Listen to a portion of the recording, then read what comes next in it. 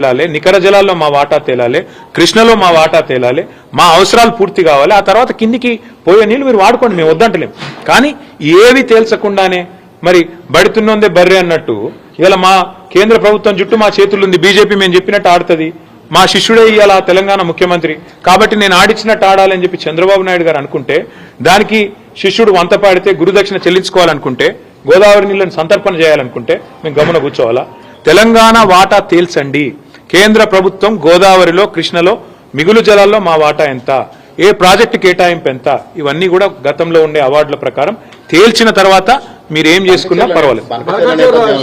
ఒకటే నదుల అనుసంధానం అనేది ఒక తేనె, దాన్ని మళ్ళొకసారి తెరపైకి తీసుకొచ్చి నదుల అనుసంధానం ఎప్పుడైనా అంతర్జాతీయ సూత్రాలు తీసుకున్నా, జాతీయ స్థాయిలో ఎప్పుడైనా కూడా ఇట్లాంటి వివాదాలు వచ్చినప్పుడు తీసుకున్న పరిష్కారాలు చూసినా, ఎప్పుడైనా ఏ బేసిన్ లో అయితే నది ప్రవహిస్తుందో ముందు ఆ బేసిన్ అవసరాలు తీరాలి. తీరినాకనే ఇంకొకటికి తీసుకుపోతే దానికి అర్థం ఉంటుంది. ఇలా గోదావరి బేసిన్ లో, కృష్ణలో మరి సింహభాగం మన దగ్గర ప్రవహిస్తుంది తెలంగాణలో. ఇక్కడ అవసరాలు తీరకుండానే ఇక్కడి పారిశ్రామిక అవసరాలు కానీ, ఇక్కడి సాగునీటి అవసరాలు కానీ, తాగునీటి అవసరాలు కానీ, ఇప్పుడు రేపటి రోజున హైదరాబాద్ లో కానీ, కరీంనగర్ లో కానీ, ఇంకా ఇతర పట్టణాల్లో కానీ 24/7 డ్రింకింగ్ వాటర్ ఇవ్వాలనేది మా కళ. మేము గతంలో కరీంనగర్లో ప్రయోగం చేసినాం కూడా.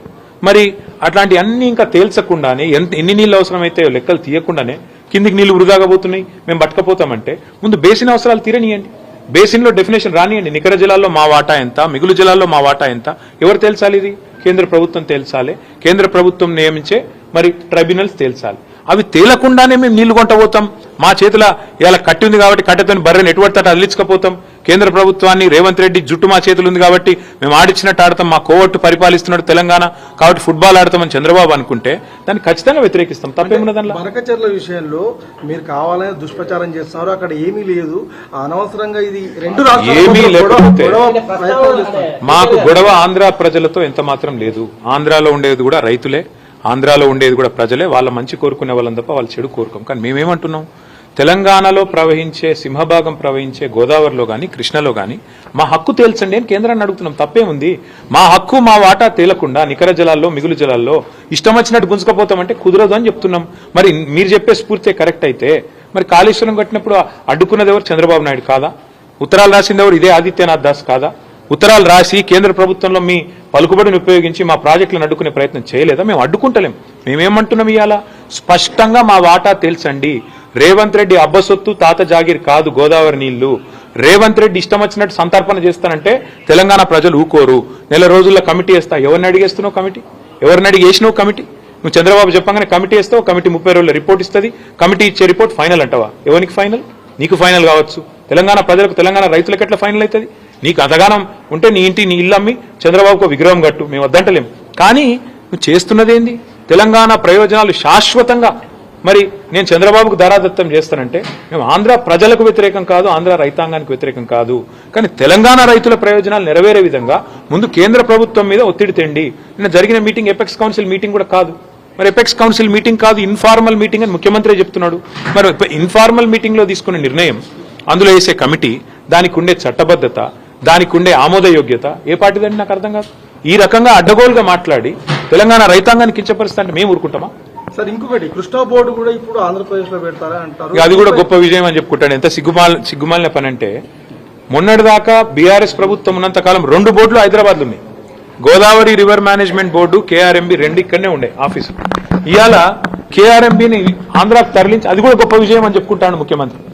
దీన్ని నవ్విపోదురు గాక నాకేమి సిగ్గన్నట్టు ఉన్న ఆఫీస్ ఎత్తగొట్టి, ఉన్న ఆఫీస్ ఉడగొట్టి, సిగ్గు లేకుండా ఇంకా నేనేదో గొప్ప విజయం సాధించిన అని చెప్పి మాట్లాడితే ప్రజలకు అర్థం కాదనుకుంటున్నాడు రేవంత్ రెడ్డి. నేను అడుగుతా ఉన్నా.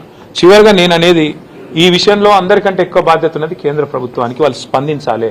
ఇట్లా ఇష్టం వచ్చినట్టు చంద్రబాబు ఆడిచ్చినట్టు ఆడతామని కేంద్రము, రేవంత్ రెడ్డి తల ఊపితే ఇక మిగతా సంగతి తెలంగాణ ప్రజలు చూసుకుంటారు. బీజేపీ సంగతి, కాంగ్రెస్ సంగతి తెలంగాణ ప్రజలు చూసుకుంటారు. 10 ఏళ్ల చేయని పని మేము చేస్తున్నాము. ఏం పని చేసిండు? కృష్ణా బోర్డును అప్పచెప్పుడా? పని చేసుడంటే కృష్ణా బోర్డును ఆంధ్రాకు తరలించుడా? లేదా గోదావరి మిగులు జలాల్లో మరి లేని హక్కును ఆంధ్రాకు దారాదత్తం చేయడం ఏంది పని?